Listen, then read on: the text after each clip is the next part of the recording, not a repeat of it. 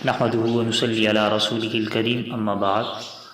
اعوذ باللہ من الشیطان الرجیم بسم اللہ الرحمن الرحیم السلام علیکم ورحمۃ اللہ وبرکاتہ۔ حدیث مبارکہ ہے ام المومنین سیدہ ام سلمہ رضی اللہ تعالی عنہا سے روایت ہے کہ نبی دو عالم صلی اللہ تعالی علیہ وآلہ وسلم نے ارشاد فرمایا کہ جب ذو الحجہ کا پہلا عشرہ شروع ہو جائے اور تم میں سے کسی کا قربانی کرنے کا ارادہ ہو تو وہ بال، ناخن یا کھال کا کچھ حصہ نہ کاٹے جب تک قربانی نہ دے دے۔ ایک روایت میں یہ صراحت بھی موجود ہے کہ ذو الحجہ کا چاند طلوع ہوتے ہی ان چیزوں سے رک جائے۔ اب اس حدیث مبارکہ کی روشنی میں فقہائے کرام نے اس عمل کو مستحب قرار دیا ہے کہ جس کا قربانی کا ارادہ ہے اس کے لیے مستحب ہے کہ ماہ ذی الحجہ کے آغاز سے جب تک قربانی کا جانور ذبح نہ کرے جسم کے کسی عضو سے بال اور ناخن صاف نہ کرے، اور یہ استحباب صرف ان لوگوں کے لیے ہے جن کا ارادہ قربانی کا ہو۔ ہاں، بعض اکابرین فرماتے ہیں کہ قربانی نہ کرنے والے بھی قربانی کرنے والوں کی مشابہت اختیار کرتے ہوئے اس عمل کو اگر دہرا رہے ہیں تو امید ہے کہ انہیں بھی ثواب ملے گا۔ اور اس میں اس بات کا بھی خیال رکھیں کہ اگر زیر ناک بال اور ناخنوں کو 40 دن یا 40 دن سے زیادہ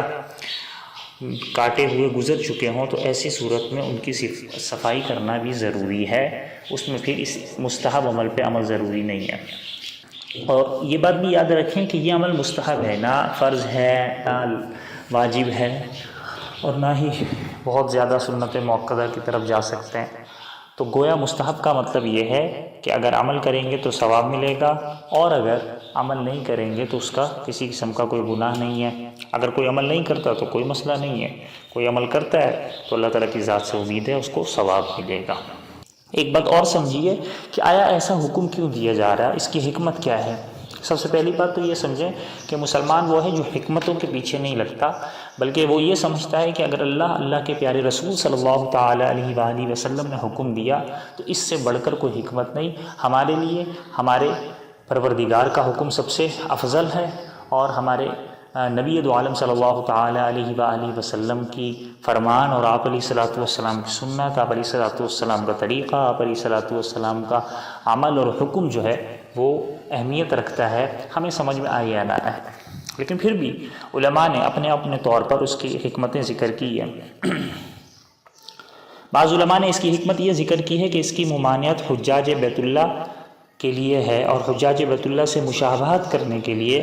ان کے حج کے ایام میں چونکہ وہ بال، ناخن وغیرہ ان کو کاٹنا منع ہے، لہذا عام لوگ جو کہ حج پر نہ جا سکے قربانی کر رہے ہیں تو ان کی بھی حجاج کرام سے کچھ مشابہت ہو جائے، تو امید ہے کہ اللہ تعالیٰ اپنی اس رحمت کا کچھ حصہ انہیں بھی عطا فرمائیں گے جو اللہ تعالیٰ حجاج کرام پر نازل فرما رہے ہوتے ہیں، اور انہی کے ضمن میں قربانی نہ کرنے والے بھی اگر مشابہت اختیار کریں گے تو وہ بھی اس رحمت کے حقدار ہو جائیں گے۔ یہ تو ہمارے ان علماء نے، ان اکابرین نے اس کی توجیہ بیان کی جو بیت اللہ اور شاعر حج کا بہت ذوق و شوق اور عاشقانہ ذوق رکھتے ہیں، اور یہ توجیہ اپنی جگہ تو درست ہے، لیکن پھر بھی بعض حضرات یہ سوال کر سکتے ہیں یا یہ بات ذہن میں آ سکتی ہے کہ حجاج کرام تو خوشبو بھی استعمال نہیں کرتے، سلا ہوا لباس بھی استعمال نہیں کرتے، اگر مشابہت مقصود ہوتی تو یہ کام بھی وہ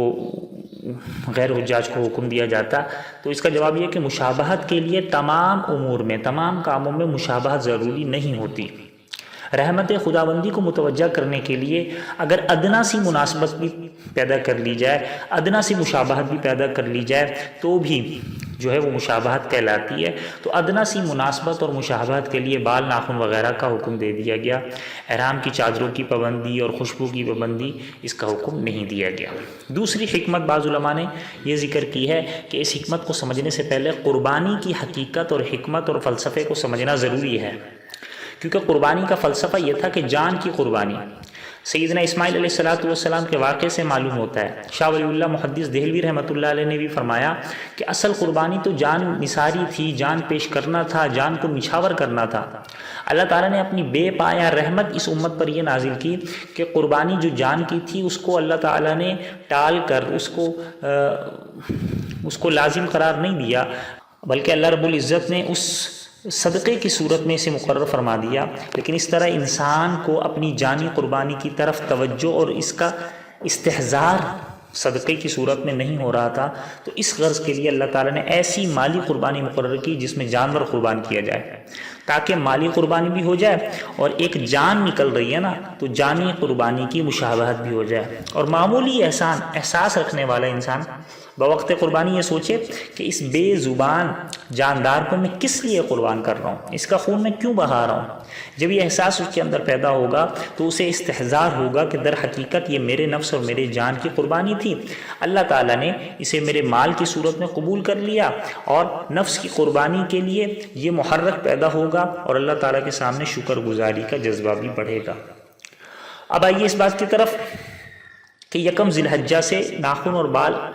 نہ کاٹنے کی جو حکمت ہے وہ یہ کہ قربانی کا مقصد معلوم اور مستحضر ہوگا، تو گویا قربانی کرنے والے نے اپنے آپ کو گناہوں کی وجہ سے عذاب کا مستحق سمجھا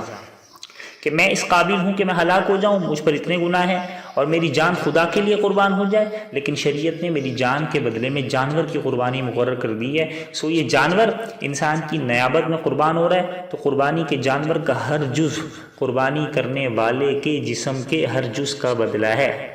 لہذا جس وقت جانور قربانی کے لیے خریدا جائے یا قربانی کے لیے خاص کیا جائے تو اس وقت یہ انسانی جسم جس حالت میں ہو یہ بھی مختص کردہ جانور اس انسانی جسم کے قائم مقام ہو جائے گا، اور جانور قربانی کے لیے خاص کرنے کے بعد اس کے جسم کا کوئی جز، اس کی ناخن کھال وغیرہ کاٹ کر کم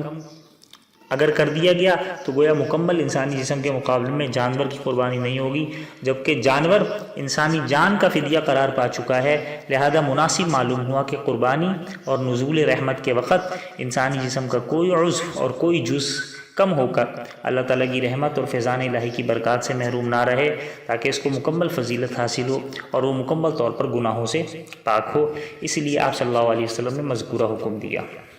اور اس کے لیے یکم ذی الحجہ کو مقرر کرنے کی وجہ یہ تھی کہ اس کے لیے قریب ترین کسی زمانے کی تعیین ضروری تھی۔ یہ بھی ہو سکتا تھا کہ ہر شخص جب اپنا جانور خریدے یا قربانی کے لیے خاص کرے اسی وقت سے اسے ناخن یا بال کاٹنا منع ہو، لیکن دین اسلام نے زندگی کے ہر معاملے میں نظم و ضبط اور نظام پر زور دیا ہے۔ دین کی عبادات سے لے کر انفرادیت اور اجتماعیت کو ہم دیکھ لیں، غور کرنے پر ہر حکم میں نظم واضح طور پر نظر آئے گا، لہذا اس نظام کا تقاضا تھا کہ قربانی کرنے والے تمام مسلمانوں کے لیے ایک وقت مقرر کر کے ایک انتظام مقرر کر دیا جائے۔ پھر یہ تو بھی ہو سکتا تھا کہ عید الاضحیٰ سے ایک آدھ دن پہلے وقت مقرر کر دیا جاتا، لیکن اس کے لیے ذی الحجہ کا چاند مقرر کیا گیا، اس لیے کہ قربانی کی عبادت کا تعلق عید الاضحیٰ اور حج کی عبادت سے ہے، جیسا کہ رمضان المبارک کے روزوں کے بعد عید الفطر،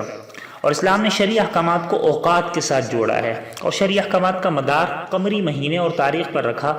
جیسا کہ ہم دیکھتے ہیں کہ رمضان المبارک چاند دیکھ کر شروع اور چاند دیکھ کر ختم، ذی الحجہ کا چاند دیکھتے حج کی تیاری تقریباً اختتامی مراحل میں، اور ذی الحجہ کے چاند سے عید الاضحیٰ کا دن اور صحیح وقت متعین ہو جاتا ہے، لہذا قربانی کی تعیین میں بھی ذی الحجہ کے چاند کو دخل ہے۔ اور ضمنی طور پر یہ بات بھی سمجھ لینی چاہیے کہ مسلمانوں کو چاہیے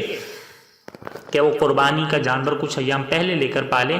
تاکہ ان سے انسیت قائم ہونے کے بعد قربانی کرنے سے نفس کی قربانی اور جان نثاری کے جذبات مزید ترقی کر پائیں۔ اسی طرح جانور جلدی لے کر اس کی خدمت کرنا اور بال ناخن وغیرہ نہ کاٹنے سے جو میل کچیل کی کیفیت ہوگی تو اس سے انسان کو اپنی حقیقت کی طرف بھی دھیان ہوگا۔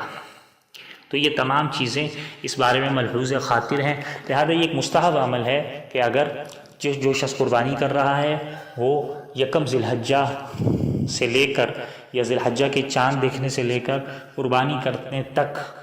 وہ اپنے بال ناخن وغیرہ نہ کاٹے، اس سے پہلے وہ بال ناخن کاٹ لے، وہ عمل کرے گا تو مستحب ہے، ثواب ملے گا، عمل نہیں کرتا تو کوئی مسئلہ نہیں ہے۔ اللہ رب العزت ہمیں دین کی صحیح سمجھ عطا فرمائے، آمین۔